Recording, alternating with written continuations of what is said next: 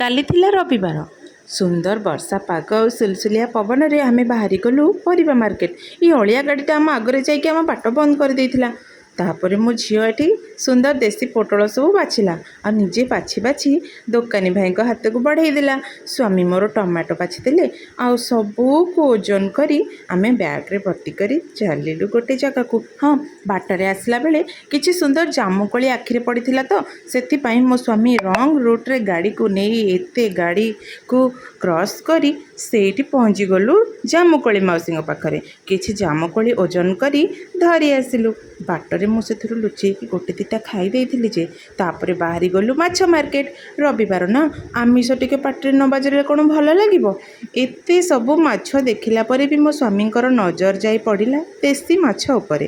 କେରାଣ୍ଡି ମାଛର ବଡ଼ ବାପା ପୁଅ ଭାଇକୁ ବାଛି ବୁଛି କାଟି କୁଟି ଧରି ଆସିଲୁ ଘରକୁ। ଆସିକି ଘରେ ତାକୁ ଧୁଆଧୋଇ କରି ଭଜାଭଜି କରି ଆମ୍ବୁଲ ପକେଇ ମସ୍ତ ତରକାରୀଟିଏ କରି ଆରାମସେ ଭାତ ଖାଇଦେଲୁ। ହେଲେ ତରକାରୀ ଫଟୋ ମୁଁ ଅପଲୋଡ଼ କରିନି ଯେ।